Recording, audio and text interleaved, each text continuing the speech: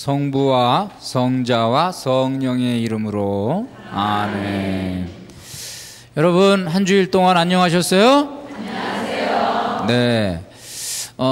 저희들이 지난 주에 좌뇌의 블루오션을 찾자, 개발하자, 이제 그런 내용으로 강의를 드렸습니다. 그래서 그때 우리 좌뇌가 얼마나 이 무한한, 말하자면 가능성, 기회를 가지고 있는지를 확인해 봤습니다. 오늘은 이제 이 좌뇌가 가지고 있는 그 기회를 극대화시키기 위한 그런, 뭐라 그럴까요, 방안을 같이 한번 이렇게 생각을 해보는 시간 가져보겠습니다. 적극적인 사고방식을 갖자 하는 내용으로 이제 오늘 강의를 해드립니다. 그래서 부정적이고 소극적인 사고, 우리가 요거하고 차이를 보면 요거는 조그만 그릇이에요. 그릇이 작아가지고 스스로가 부정적인 건 뭐냐, 애게 나는 요만해, 또는 애게 요거밖에 안 돼, 뭐 이렇게 이제 살던 것이 여기 뭐가 됐어요? 차고 넘친다. 적극적으로 차고 넘치는 그릇이 됐고, 여기 부정적이고 소극적인 사고는 뭐냐, 뭐 이렇게 자꾸 뭐가 이렇게 꼬여 있어요. 꼬여 있고 왜곡돼 있고 막, 그런데 여기서는 이게 꼬여 있으면서 자꾸 아래로 내려다보고 있죠. 자꾸 막 이게 체념하려고 그러는, 체념하는 사고 방식을 이렇게 확실하게 도전하면서 우위로 향하고 있어요. 우위로. 그리고 아주 명확해요. 그래서 긍정적, 적극적인 사고 방식을 우리가 익히는 시간을 이번에 가져보겠습니다. 자, 무엇을 보느냐가 문제다. 2차 세계대전 때 델마 텀슨이라는 그 여인이 있었는데, 이 여인은 이제 남편이 그 군인입니다. 그래서 이제 남편 따라서 여기저기 이제 다녔는데, 어느 날 그 캘리포니아주의 모자부 사막이라는 지역에 이제 갔습니다.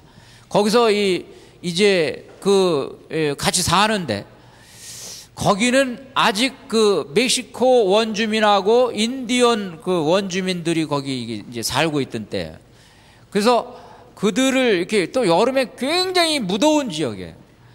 살기가 좀 이제 여러 가지 조건이 악조건인데, 자기 친정아버지한테 편지를 썼습니다.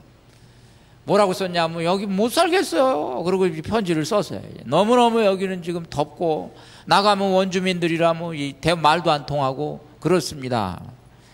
아버지가 이 편지를 받고 답장을 보냈는데 딱 2줄 썼어요. 2줄. 뭐라고 썼냐면, 감옥 문창살새로 내다보는 두 사람. 한 줄. 두 번째 줄, 하나는 땅을 보고 하나는 별을 본다. 뭐가 메시지가 있어요? 아버지 아주 훌륭하신 분이요. 뭐 이런 때 여러 글자 써봐야 소용없어. 딱 딸이 충격을 받았어요. 충격을 받아가지고, 아버지가 이게 보통 강렬한 메시지가 아니에요. 그래서 딸이 그날부터 나가서 이 원주민들하고 어울리고 대자연을 돌아다니면서 이제 관찰하고, 뭐 그래서 베스트셀러가 하나가 나왔어요. 빛나는 성벽이라는 베스트셀러가 거기서 나오게 됐어요. 이 간단한 얘기를 통해서 무엇을 보느냐가 중요하다는 걸 우리가 깨닫게 되는 겁니다. 우리가 어디를 가든지 누구를 만나든지 우리는 거기서 긍정적인 것을 얻어낼 수가 있어요. 공자님도 친구 셋 중에는 반드시 선생님이 한 분 있다 그러셨죠? 아주 긍정적으로 보자 이 말이죠. 미켈란젤로한테 사람들이 감탄을 했습니다. 막 너무 그냥 피에타, 다비드상, 아주 기가 막힌 예술품을 만들어내니까, 어떻게 이렇게 훌륭한 작품을 만드시냐고 그랬더니, 미켈란젤로가 뭐라 그랬냐 하면은, 나는 별로 한 거 없는데, 바위를 보니까 이 바위에 딱 그 그림이 들어가 있는 거야. 그래서 쓸데없는 부분을 따내했더니 그 남는 부분이 상이 된 거야. 그러니까 딴 사람들은 바위만 보는데 미켈란젤로는 뭘 본 거예요? 그 안에 있는 작품을 본 거예요. 조각이라는 것은 그런 것이다. 그 안에 뭘 보느냐에 따라서 다른 거예요. 이번에 월드컵 보시면서도 우리가 이 감독이 얼마나 중요한지 우리 보셨잖아요. 진짜 훌륭한 감독은 딱 그 사람 안에 있는 작품을 봐야 돼. 요거 되겠다. 요거 작품 되겠다. 요거 박지성이 요거 작품 되겠다. 요거 뭐 이천수 요거 작품 되겠다. 그러니까 밖에 있는 걸 보는 게 아니라 안에 있는 가능성을 보는 거죠. 예수님도 베드로 사도 보고 요거 되겠다. 요거 작품 되겠다. 요거 성질은 급하지만 요거 작품 되겠다. 요거 작품 만드셨어요? 안 만드셨어요? 만드셨어요. 나중에 그 안에 있는 가능성을 보고 작품을 만들었어요. 여러분들이 여러분 자녀들을 보시면서 요거 작품 되겠다. 작품을 봐야 돼요. 그 겉에 있는 걸 보지 마시고 그 안에 있는 작품을 보시라고. 작품을. 그래서 필요 없는 부분을 따내면서 작품을 만드시는 겁니다. 자, 부정적인 사고를 우리가 어떻게 하면 이길 수 있을까? 맨날 그냥 불평불만만 일삼고 우울증에 걸려있던 사람이 이제 이렇게 살아서는 안 되겠다. 그래서 이제 낙천주의자한테 가서 이제 인생을 배우기로 가서 인생을 배웁니다. 낙천주의자가 이제 가서 비법을 물어보니까 껄껄대고 웃어요. 그래서 이제 가서 질문을 하는 이 지금 비관주의자가 가서 이제 하나씩 질문을 합니다. 만약 당신이 가진 모든 친구를 잃는다면 그래도 당신이 행복할 수 있어요? 낙천주의자한테 질문했어요. 그랬더니 낙천주의자가 그럼요. 비록 친구는 잃었어도 다행히 나 자신은 잃지 않았다고 생각하며 감사할 것입니다. 두 번째 질문을 던집니다. 길을 가다가 갑자기 진흙탕에 빠져서 온몸이 진흙으로 뒤범벅이 됐어요. 그래도 껄껄 웃으시겠어요? 그럼요. 나는 웃음을 잃지 않을 겁니다. 왜냐하면 제가 빠진 곳은 그저 진흙탕이지 않습니까? 연못이 아니라서 얼마나 다행이요. 그러면 길을 걷다가 뒤통수 탁 누가 와서 치고 얻어맞아도 그래도 기분 좋아요? 그러면 한 대 맞았을 뿐인데 뭐 맞아서 죽는 것보다는 낫지. 이거 기가 막힌 생각이요. 지나가다가 여러분 누가 탁 뗐어요.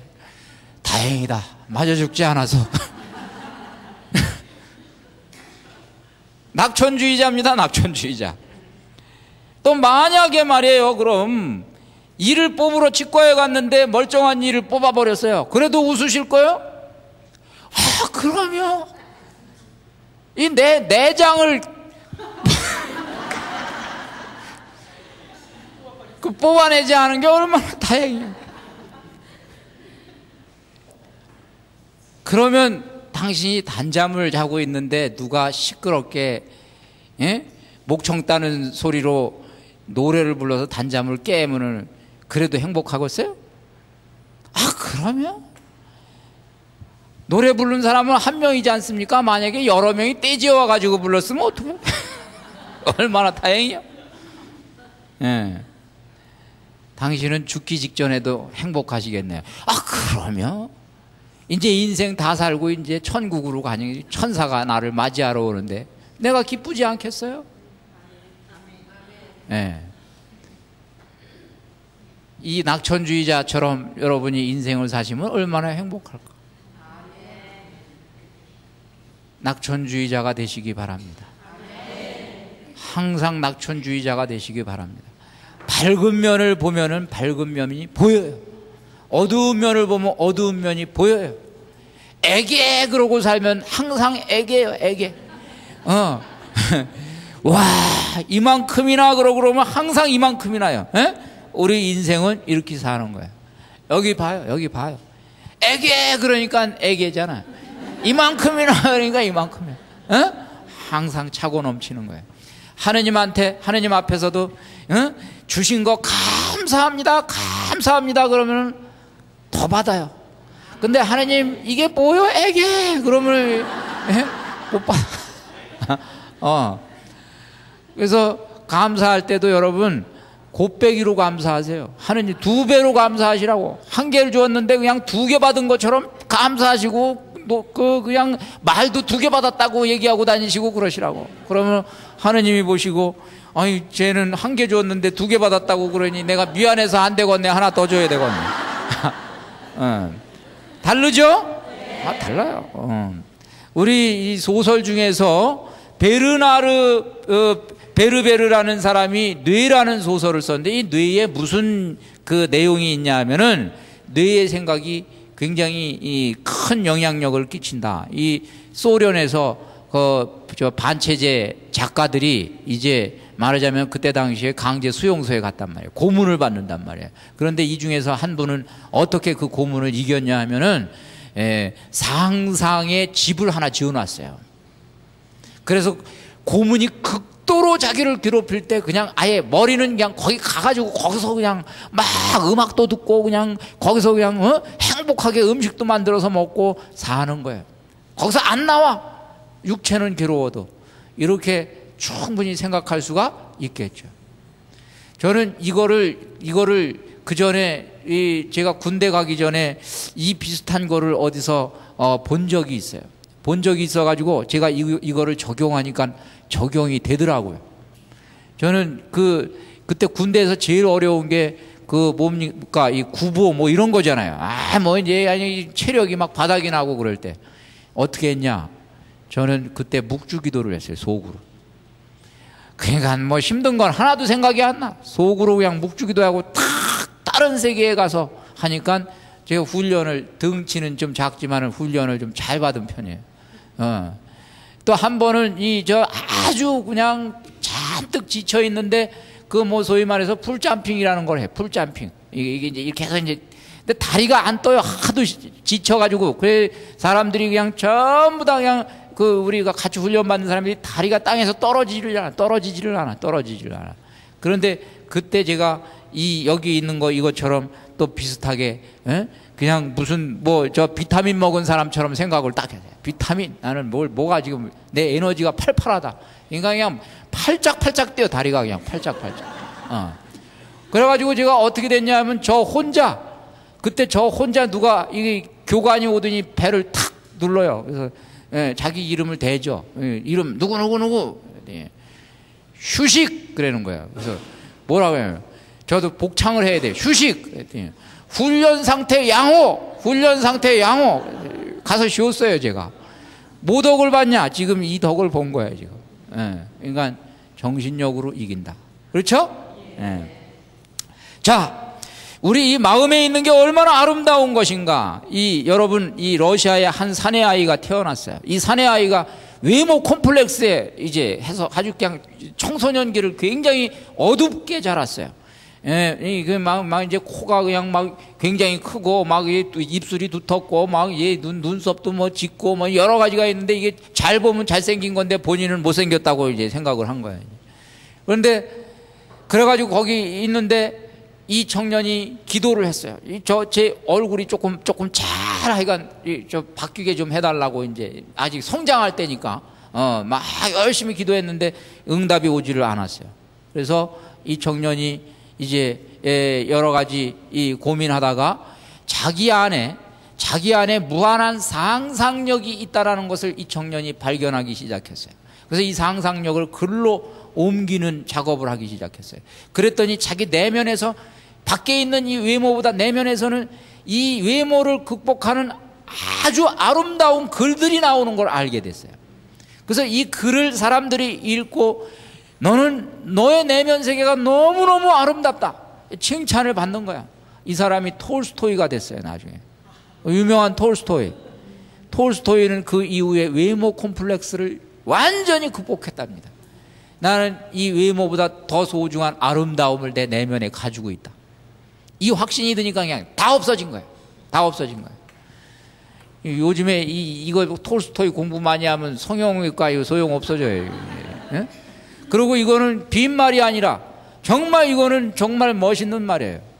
얼굴 이렇게 너무 이렇게 뜯어 고친 것보다 내면에서 찾아내는 아름다움을 발산하는 거 이거 큰 매력이에요, 여러분. 이거 뭐 옛날에 뭐 마음이 고와야 이게 그냥 옛날 말이 아니라고. 실제로 아름다운 사람들은 보면은 마음이 아름다운 사람이 진짜 아름다워 보여요. 여러분 인생 살아보시니까 그 말 맞아요? 틀려요?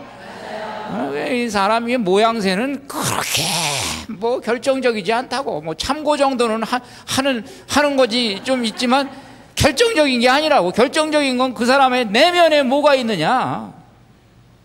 여러분 살아보시니까 그거 사실이잖아요.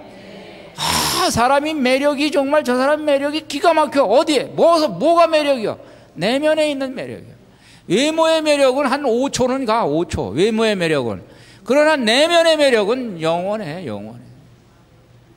살아보셔서 아시잖아요. 살아보셔서.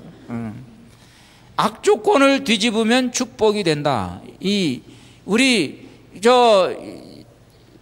중국에 말을 잘 그리는 사람이 있었는데, 이 말을 잘 그리는 사람이 문화혁명 시대에는 뭐냐 하면 모든 문화 활동이 금지됐어요.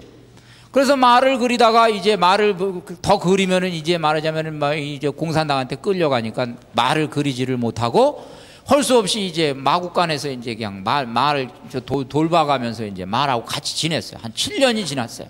그림을 그릴 수가 없었어요. 그런데 그 이후에 딱 7년 후에 말을 다시 그려보니까 7년 동안 그림을 그리지 않았음에도 불구하고 7년 전보다 더 훌륭한 작품이 나와가지고 더 유명해졌어요. 더 중국에서. 왜 유명해졌냐? 나중에 보니까 이 말하고 지내는 동안에 말에 대해서 파악을 그냥 완전히 해버려가지고 오히려 더 좋아졌어요. 근데 7년 동안 사실은 본인은 비관하면서 살았단 말이에요. 야, 뭐 내 팔자야 그러고 살았는데 이 7년이 오히려 자기를 더 유명한 사람으로 만들어줬어요. 우리 살다 보면 이런 일이 있어요? 없어요? 우리에게 고난의 시절이 나를 더 빛나게 하는 때가 있단 말이죠. 희망봉이라고 있습니다. 저기 아프리카에 희망봉이라고 있는데 그 희망봉이 옛날에는 희망봉이 아니라 폭풍의 기슭이다 이렇게 돼 있어요. 거 근처도 가지 마라. 아프리카 사람들 또는 유럽 사람들이 이 희망봉이라는 여기는 가지도 마라. 가면은 폭풍을 만나고 풍랑을 만나가지고 몰살이다. 아주 이름도 흉측하게 지어놔서 폭풍의 기슭. 그러니까 배가 근처에 가지도 않았어요. 그랬는데 19세기에 포르투갈의 탐험가 바스코 가마가 거기를 탐험을 하고 나서 지나갔어요. 가지 말라 그랬는데 갔어요. 가서 둘러보니까 여기에 뭡니까 그냥 바람 한 점 없는 인도양이 보이고 그 아름다운 전경이 펼쳐진 거예요. 그래서 그 사람이 이름을 붙이기를 희망봉이라고 이름을 붙였어요. 우리가 인생 살아가면서 거기 근처는 가지도 마. 거기는 그냥 고난이야. 그거는 문제야. 그것은 우리 삶을 불안하게 또는 불행하게 만드는 거야. 이렇게 생각을 하고 있던 것을 우리가 점령하고 나면은 지금 인도양이 보이는 거야. 인도양이. 희망봉이요. 그러니까 우리의 고난의 봉우리가 무슨 봉우리요? 희망봉이에요. 희망봉. 넘어서고 나면 기가 막힌 거예요. 기가 막힌 세상이 우리에게 펼쳐지는 거예요. 우리 성공한 사람들 보면은 다 왕년에 한 번씩 커다란 실패를 맛본 사람들입니다. 나폴레옹은 수필가가 되고 싶어 했답니다. 그런데 수필가로서 실패했어요. 셰익스피어는 원래 양모 사업가가 되고 싶어서 그거를 했는데 실패했어요. 그래서 그것을 실패하니까 할 수 없이 나는 글이나 쓰자. 그래가지고 글의 대가가 된 거예요. 한쪽에서 실패하니까 다른 쪽 문이 열린 거예요. 예? 링컨은 상점 경영인으로 한때 꿈을 키웠었는데 거기서 실패를 했어요. 정치인으로 바뀌어서 정치인이 된 거예요. 아인슈타인 학습 장애하다. 에디슨이 어느 정도로 여러분 우리가 요즘에 에디슨 그러지만 에디슨이 학교 다닐 때 얼마나 괄세를 받았냐 하면 학교 딱 입학하고 나서 3개월이 됐는데 아이들이 저 바보야 놀지 마 쟤하고 쟤 바보야 학교를 못 다녔어요. 그래서 퇴학해버렸어요. 그냥 퇴학했는데 에디슨이 된 거예요. 에디슨이 지금 특허가 세계적인 특허가 1093개랍니다. 그러니까 우리가 우리 인생의 결론을 내릴 수 있어요, 없어요? 나는 실패자다 체념할 필요가 없다는 거예요. 이런 부정적인 사고를 긍정적인 사고로 바꾸자. 이제 소극적인 사고를 이제 적극적인 사고로 바꿉니다. 우리가 어떻게? 자, 보십시다. 우리는 항상 뭘 하는데 두려움을 가져요. 뭘 시도하는 걸 어려워해요.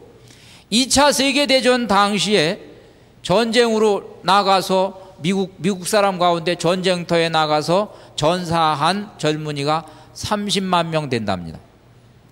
그런데 전쟁터에 자녀를 내보내고 집에서 근심, 불안, 걱정 때문에 심장병에서 걸려서 죽은 부모가 100만 명이랍니다. 그러니까 현장에서 죽은 사람보다 집에서 죽은 사람이 더 많아. 그러니까 근심 걱정이 얼마나 사람을 파괴하는지 아시겠죠? 우리가 근심 걱정을 분석을 해봤더니 우리가 근심하고 있는 거에, 불안해하고 있는 거에 40%는 과거 때문에 집착하면서 불안해하는 거고, 50%는 미래 때문에 불안해하는, 오지도 않은 미래 때문에 불안해하는 거고, 10%만 눈앞에 있는 현실 때문에 불안해한답니다. 그러니까 90%는 뭐요? 쓸데없이 불안해하는 거예요. 쓸데없이 90%는. 얼마나 소모적입니까? 얼마나 소모적이야. 근데 이 10%도 사실은 10%도 하나님께 맡기고 넘겨야죠. 그렇게 되는 거죠? 네. 우리가 링컨을 위대한 대통령으로 기억합니다마는 링컨도 한 사람의 인간이었습니다. 링컨한테도 두려움이 엄습할 때가 많았어요. 항상 이 전쟁에서 지면 어떡하냐? 이 선거에서 지면 어떡하냐? 항상 불안했어요. 그런데 이 링컨 워싱턴에 가면은 이 워싱턴에 링컨이 쓰던 성경책이 딱 보관되어 있답니다. 이 성경책이 페이지가 딱 펴져 있는데 그 성경책 펴져 있는 페이지에 성석 귀절이 시편 34편 4절 5절인데 거기 4절 5절 그 펴 있는 성경책에 손때가 얼마나 묻었는지 거기가 그냥 움푹 패였답니다. 그 성경 귀절 얘기가, 성경 귀절이 어떻게 되냐면 야훼 찾아 호소할 때 들어주시고 모든 두려움에서 건져주셨다. 이 귀절이랍니다. 그러니까 그냥 늘 그거 붙들고 기도하면서 버틴 거예요. 그러니까 모든 인간이 괴롭지만 두려움을 맞이할 수밖에 없지만 링컨은 그것을 극복하는 방법을 알고 있었던 거죠. 그래서 위대한 대통령이 될 수 있었던 거죠. 우리 이사야서의 41장 10절에 이런 말씀이 있습니다. 두려워 말라, 내가 너의 곁에 있다. 걱정하지 말라, 내가 너의 하느님이다. 내가 너의 힘이 되어준다. 내가 도와준다. 이런 말씀 붙들고 살면 우리가 두려움을 물리칠 수가 있는 겁니다. 어떤 사람이 옥중에서 아주 두려운 마음이 자꾸 들어가지고 성경 다시 찾으면서 두려워하지 말라라는 것만 줄치면서 숫자를 세봤대요. 그랬더니 365구절이 나오더래요. 이게 아주 참 우연의 일치죠? 우연의 일치 치고는 참 기가 막힌 우연의 일치요. 그러니까 어떡하라는 얘기요? 하루에 한 번씩 하나님이 우리에게 들려주는 말이니까 안심하라 이 말이죠. 안심하라, 두려워하지 마라. 근심을 하나님께 맡기는 겁니다. 근심도 버릇이 됩니다. 두려워하는 것도 습관이 됩니다. 습관이 되고 버릇이 돼요. 쥐가 하도 두려워해가지고 인도에 이런 우화가 있답니다. 쥐가 하도 고양이를 무서워해가지고 쥐를 살려주느라고 고양이를 만들었답니다. 고양이로 탈바꿈을 시켰답니다. 그랬더니 그 고양이가 개를 또 무서워하는 거야. 그래서 개로 바꿔줬답니다. 그랬더니 개가 또 호랑이를 무서워하는 거예요. 그래가지고 나중에 호랑이를 또 바꿔줬답니다. 그러면 됐나 보다. 그랬더니 또 포수를 무서워하는 거야. 포수를 덜덜덜덜덜덜. 그래가지고 안 되겠다. 너는 다시 쥐가 되거라. 그래서 쥐로 만들어. 두려움이 문제를 해결해줘도 따라다닌다 이거예요. 그러니까 이 두려움을 극복하는 방법 맡기자 하느님께. 시편 27편 1절에 주님은 나의 빛 나의 구원 나 누구를 두려워하랴. 주님은 내 생명의 요새 나 누구를 무서워하랴. 하느님을 붙들고 있으면 우리가 무서울 사람이 없습니다. 자, 우리가 적극적으로 할 수 있다, 긍정적으로 사고를 하자. 이것은 우리 인생을 바꿔놓습니다. 어느 날 여러분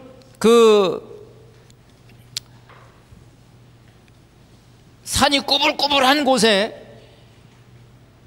산 그냥 높은 절벽 위에 이렇게 길이 나 있을 때 운전할 때 힘들어요, 안 힘들어요? 그냥 진땀 나죠? 어떤 사람이 그 길을 갑니다. 막 비지땀이 나요. 그냥 떨어질까봐. 근데 어느 지점에 탁 갔더니 다음과 같은 팻말이 적혀 있었습니다. 당신도 이 길을 안전하게 지나갈 수 있습니다. 이미 수많은 기사들이 이곳을 안전하게 통과했습니다. 그거를 딱 읽는 순간에 비지땀 나던 게 멈추고 길은 똑같은데 마음 편하게, 딴 사람 갔다고 그러니까 마음 편하게 운전이 되더라 이 말이에요. 우리가 사는 인생 다 한 번씩 다 살아본 인생이요. 다 간 거예요. 하느님 붙들고 다 가는 겁니다. 적극적으로 가는 겁니다. 그래서 이제 우리가 우리 자상을 어떻게 그릴 것인가, 우리 지금 영성적인 얘기 이제 합니다. 자, 12명의 정탐꾼 12명이 이제 그 여호수아가 보냈어요. 12명을 보냈더니 갔다 와가지고 하는 말이, 이제 이 중에서 10명은 갔다 와서 하는 말이, 거기 젖과 꿀이 흐르는 가나안 땅, 거기 너무너무 좋고 과일도 많고 땅도 비옥하고 좋습니다. 참으로 우리가 여기 들어갈 만한 곳입니다. 그런데 못 들어갑니다. 왜? 거기 거인족이 살고 있어가지고 들어가다가 그냥 끝입니다. 얼마나 덩치가 큰지 그들 앞에 서서 있어 봤더니 우리가 메뚜기만하게 보이더라고요. 메뚜기만하게 보였다고 얘기해요. 메뚜기. 2명 갈렙하고 여호수아가 아니올시다. 우리도 가서 봤는데 거기 온갖 과일 맺는 게 있고 우리도 거인을 다 보기는 봤는데 거인이 크기는 큽디다. 그러나 걱정하지 맙시다. 야훼께서 그 땅을 우리에게 주신다고 하셨으면 야훼께서 그 거인보다 훨씬 더 크지 않으십니까? 우리는 말하자면 야훼가 우리에게 함께 해주십니다. 그러니까 야훼의 군사들입니다. 우리는 야훼의 군사다. 나중에 들어갔어요, 안 들어갔어요? 10명은 소극적인 자아상을 가지고 있었고 2명은 적극적인 자아상을 가지고 있었어요. 우리 여러분 인생을 살아가시면서 여러분 이 사회 속에서 사시는데 무한 경쟁 속에서 어떤 때는 정말 메뚜기와 같은 생각이 들 때가 있어요. 와, 저 사람은 굉장히 크다. 근데 이 메뚜기가 되지 마시고 이 2명 야훼의 군사, 나는 하느님의 사람이다, 하느님의 아들이다, 하느님의 딸이다, 이 생각을 가지고 살아가시면 여러분들은 가나안 땅 점령해야 안 해요? 젖과 꿀이 흐르는 가나안 땅 누구 거요? 여러분 거예요. 여러분 거. 여러분이 가지고 가시는 거예요. 그래서 이런 새로운 관점을 우리가 가지실 필요가 있습니다. 그래서 이제 적극적으로 소극적인 사고방식을 바꾸자. 이제 우리가 도전을 하는 삶을 살 줄 알아야 됩니다. 적극적으로 사고방식에서 이제 체념하지 말고 새로운 걸 도전할 줄 알아야 돼요. 어느 날 모차르트한테 친구들이 아주 짓궂게 악보를 내밀면서 이거 연주할 수 있어? 모차르트가 피아노를 너무 연주를 잘하니까 아주 짓궂게 연주를 악보를 내밀어서 이거 연주할 수 있어. 근데 정상적으로는 연주를 할 수가 없는 곡이었습니다. 왜?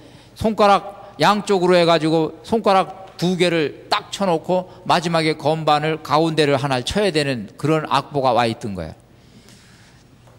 모차르트가 탁, 나 할 수 있어. 그래가지고 연주를 합니다. 연주를 하다가 어떻게 연주를 하냐 하면 손가락으로 양쪽으로 딱 퍼져 있고 그 다음에 가운데 딱 건반 하나를 쳐야 되는데 이게 떨어지면 안 돼요. 이걸 뭐로 쳤냐면 코로 들이받아서 쳤어요.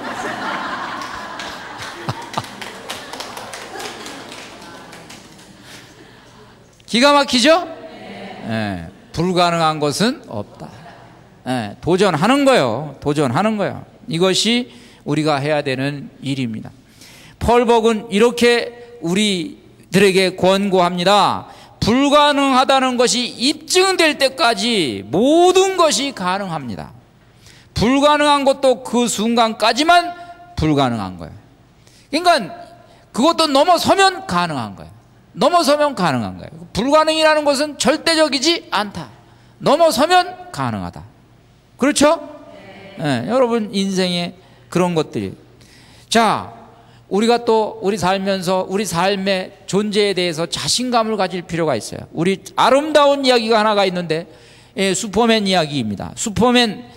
슈퍼맨으로 알려진 사람, 여러분 전신마비가 돼가지고 우리를 감동시킨 분이 있습니다. 크리스토퍼 리브라는 사람인데 이 사람이 이 말 타다가 이제 낙마사고로 경추가 상했어요. 그래서 그 이하가 완전히 마비가 돼가지고 이제 뭐 그냥 딱 병원에 가서 보니까 병원에 딱 갔을 때 바로 여기 다 마비되고 여기 뭐 주사바늘 끼워져 있고 전신 마비, 움직이 산소 호흡기로 운영하고 고통스럽고 바로 이런 상황에서 이제 본인은 죽음을 선택했습니다. 마음으로 어머니를 만났어요. 어머니, 나 이렇게 사느니 나 죽여주세요. 산소 호흡기만 떼면 죽는 거예요, 그냥.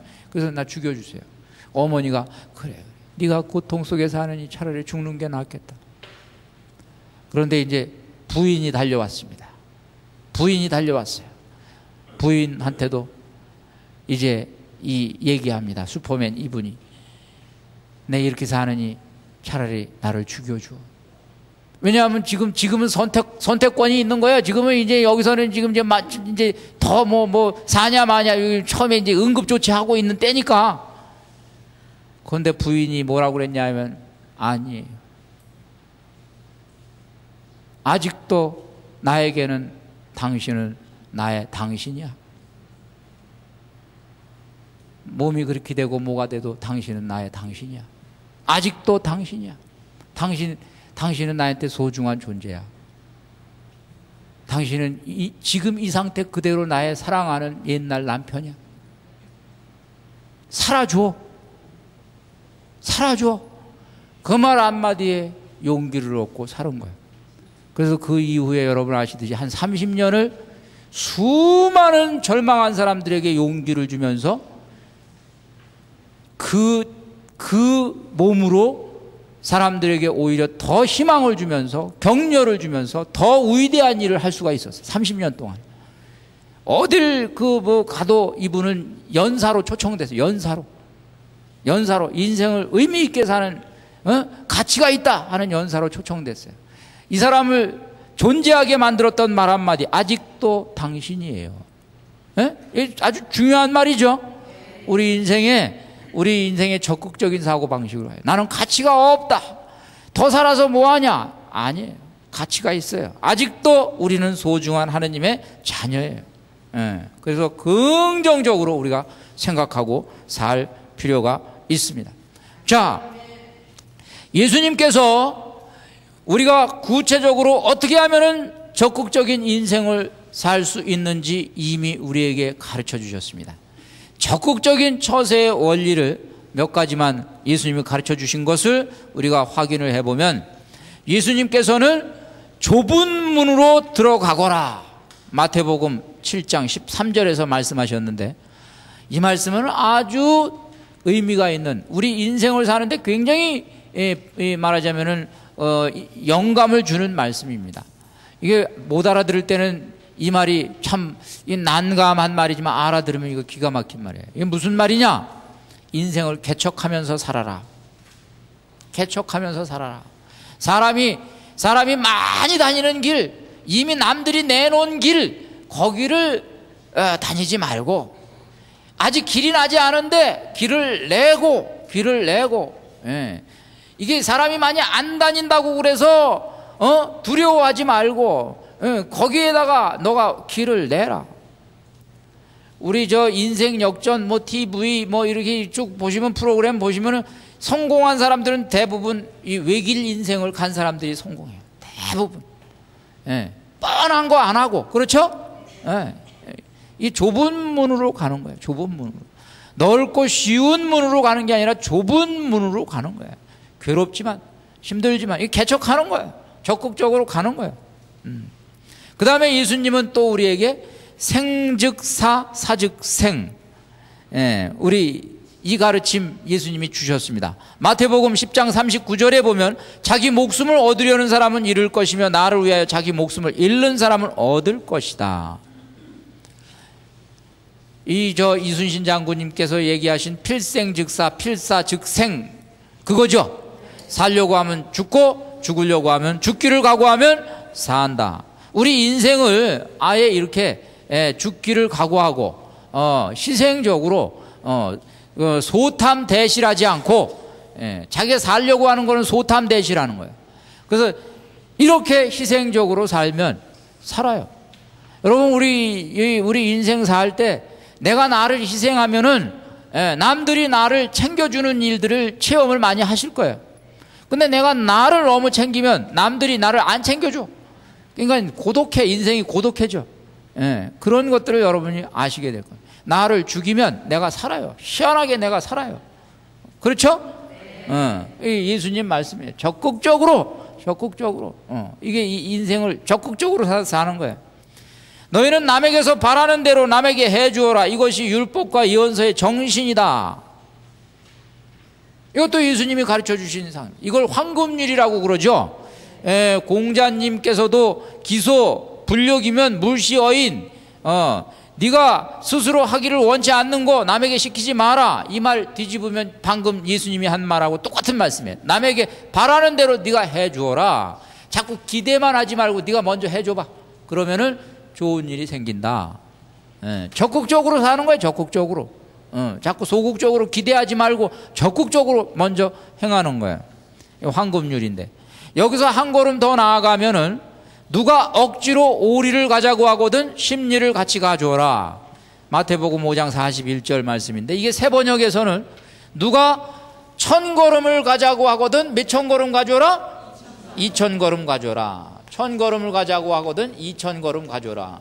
그러니까 이게 뭐 우리 개념으로는 뭐 하여간 오리 십리, 오리 십리가 조금 익숙하죠? 원문에는 이렇게 돼 있는 거예요. 원문에는 2000걸음. 이 말은 아주 심오한 의미를 담고 있습니다. 지금 이 말씀을 제가 제대로 알아들은 거는 제가 어떤 신부님을 통해서 제가 알아들었는데, 이 신부님이 이제 말씀해 주신 거를 제가 그대로 말하면 좀 곤란해요. 그래서 제가 좀 이걸 좀 각색을 해서 여러분에게 말씀을 드리면 이 말이 무슨 말인지 알아들을 겁니다. 어떤 회사에 근무하던 사람이 이제 이 노조 운동을 했어요. 노조 운동을 했는데 이 회사의 사장님이 이 노조 운동을 한 사람을 이게 좀 삐딱하게 본단 말이에요. 근데 이 노조 운동을 한 이 회사원이 딱 보니까 이 사장님이 보통 평소에 하시는 일이 뭐냐 하면은 자기 마음에 안 들면은 막 시골로 발령을 내고 말이죠. 초원으로 안 좋은 데로 벽지로 막 발령을 낸단 말이에요. 그래서 딱 노조 운동하고 나서 생각하기를 나는 이제 벽지 발령이다 생각을 했어요. 그래서 이제 사장님 찾아가서 이제 사정을 이제 오늘 합니다. 사장님, 제가 소원이 있는데 제 소원 좀 들어주세요. 무슨 소원인데? 저를 상간 벽지로 발령을 내주시기 바랍니다. 이것이 뭐라고요? 오리를 가자고 하거든 십리를 가져라. 이 말의 의미는 인생을 끌려다니지 말고 인생을 끌고 가라. 밀려서 살지 말고 자기가 끌고 인생을 살아라. 인생을 적극적으로 살아라. 여러분, 우리에게 주어지는 상황은 오리의 상황이 많이 있습니다. 오리는 우리에게 의무입니다. 의무. 아침부터 일어나서 여러분 저녁 때 잠자리에 들 때까지 온통 의무로 가득 채워져 있습니다. 그런데 우리가 오리의 인생을 살면 우리 몸에서 스트레스가 쌓이고 우리 몸에서 아드레날린이 나와가지고 우리가 암에 걸려서 죽어요. 맨 아침부터 그냥 의무니까 의무. 밥하는 것도 의무. 여러분 아침에 일어나셔가지고 밥하시면서 아이고 내가 왜 결혼을 해가지고 이 밥을 하냐. 왜 자식은 이렇게 많이 나가지고 도시락을 쌌냐. 빨래하면서 뭐가 이렇게 맨날 그냥 이게 지저분하게 허구한 날 그냥 이렇게도 나한테 일거리가 많냐. 계속 의무요. 저녁 때까지 의무요. 밥. 그런데 이렇게 생각하지 말고 심리의 인생을 살아라. 주어진 걸 의무로 받아들이면은 스트레스요. 근데 여기서 한 걸음 더 나가면은 기쁨이 된다 이거야. 기쁨. 나에게 기쁨과 보람이 된다 이거야. 심리로 살아라 이거야. 예. 아침부터 일어나가지고 탁 일어나시면서 그냥 일어나자 해가 밝았다. 그래서 밥하자 기분 좋다. 이거를 해주면은 얼마나 우리 남편이 회사 가서 또 힘을 낼까, 우리 자녀가 또 학교 가서 또 기운을 낼까, 공부를 잘할까, 얼마나 좋은 일이냐. 예. 이 기쁨을 누가 나에게서 빼앗아 갈 거냐. 자꾸 이렇게 적극적으로 오리에서 심리로 전환을 하면 우리 인생은 행복해지고 성공으로 이끌어진다 이거예요. 여러분, 회사에서도 마찬가지예요. 회사에서 주어진 과업이 있습니다. 과업이 있어요. 이 과업을 하려고 생각하면 스트레스 쌓여요. 딱 요거 언제까지 요거 마치고 언제 결제받고 언제 빨리 집으로 가냐, 언제 빨리 휴가 가냐, 계속 요 최소한의 일만 생각하면은 스트레스가 쌓여요. 자기 분량만 생각하면. 그런데 거기다가 이걸 심리로 넘어가 가지고 야, 내가 이거를 통해 가지고 우리 회사 먹여 살리지. 내가 먹여 살려. 나 없으면 우리 회사 죽어. 내가 이걸 통해서 좋은 걸 개발해 가지고 인류에 기여를 한다는 것은 얼마나 기쁜 일이냐, 보람이 있는 일이냐. 이렇게 생각하면 엔돌핀이 나와요. 엔돌핀이. 그러니까 아드레날린을 분비하면서 살 거냐, 엔돌핀을 분비하면서 살 거냐. 똑같은 일을 하는데. 그렇죠? 어떤 분이 저한테 이제 이건 뭐 그냥 흔히 있는 일이니까 뭐 고해성사의 비밀이라고 얘기할 것도 없어. 모든 사람이 다 이렇게 그냥 고해를 해버리니까 대충. 며느리들이 들어와가지고 이제 시어머니, 시아버지 때문에 힘들어하는 얘기를 해요. 대충 해요. 저는 질문을 해요. 그러면 제가 질문을 한번 할게. 잘 들어보세요. 그러면은 시어머니하고 시아버지 모시지 않는 재주가 있나요? 아니, 모셔야 돼요. 밥 안 해주고 살 수 있나요? 해줘야 돼요. 용돈 안 드리고 사는 방법은 없나요? 줘야 돼요. 그러면은 자매님 너무 미련하시네요. 할 거 다 하면서 지금 제가 방금 얘기한 것들을 하면은요, 자매님 어떤 일이 일어나냐 하면 하늘나라에 가면 상 받을 일이에요. 그런데 왜 이 고해소에 와가지고 저한테 고백을 하냐고요. 할 거 다 하면서 그거 안 하고 그걸 비껴갈 재주도 없으면서 마음 하나만 잘 먹으면 상 받을 일을 왜 여기 와가지고 이러고 있습니까? 마음을 바로 잡읍시다. 마음을. 의무가 아니라 뭐라고요? 기쁘게 넘어가면 공로가 되는 거예요. 공로가. 나중에 상 받으세요. 상. 에? 우리 사고방식이 이게 바뀌어야 됩니다. 에? 이거 하나 바꾸면은 인생 다 바뀌어요. 다 바뀌어요. 인생 다 바뀌어요. 저도 그냥 요즘엔 막 과로하고 피곤해요. 막 피곤하면 어떤 땐 제가 의무로 생각하면은 스트레스 쌓여가지고 좀 못 살아요. 못 살아. 왜 나는 일을 많이 하냐? 왜 나는 같은 신부인데 왜 나한테는 그냥 이게 자꾸 오다가 많이 떨어지고 하나님 너무하시네 막. 그러면은 저 인생 못 살아요. 못 살아요. 그런데 여기 기쁘게 생각하면은 사는 거예요. 얼마나 감사한 일이냐. 감지덕지다. 고맙다. 나를 불러주시니 감사하고 써주시니 감사하고 그래, 그러면은 인생이 의미가 있고 보람이 있는 거예요. 우리 여러분 여기에 우리 인생의 행복이 있고 성공이 여기에 담겨 있습니다. 오리와 심리가 우리 인생의 전체를 지배합니다. 오리는 끌려가는 인생이고 심리는 내가 끌고 가는 인생입니다. 누가 나보러 오리 가자고 그래서 끌려가면 스트레스요. 그러나 야 오리만 가서 되겠냐? 심리 가자 심리. 누가 끌고 간 거예요 지금? 누가 끌고 간 거예요? 내가 끌고 간 거예요. 내가 끌고 간 거예요. 절대로 끌려간 게 아니에요. 절대로. 우리 인생을 이렇게 삽시다.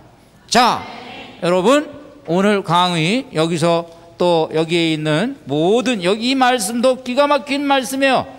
이렇게 낙천적으로 사는 거예요. 여기서 얘기하는 이 말씀 중에서 모든 것이 함께 작용하여라는 말은 이게 무슨 말이냐 하면은 우리가 평소에 불평불만을 일삼는 우리 눈앞에 있는 문제덩어리도 포함하는 거예요. 포함하는 거예요. 이게 하느님 안에서 작용할 때는 뭐로 바뀐다고요? 선으로 바뀐다. 선으로. 낙천적인 사고방식, 적극적인 사고방식 갖는 겁니다. 함께 이제 이 기도하시면서 오늘 강의 마치겠습니다. 성부와 성자와 성령의 이름으로 아멘. 하느님을 사랑하는 이들, 그분의 계획에 따라 부르심을 받은 이들에게는 모든 것이 함께 작용하여 선을 이룬다는 것을 우리는 압니다. 로마서 8장 28절 말씀 오늘 경청해 주셔서 감사합니다.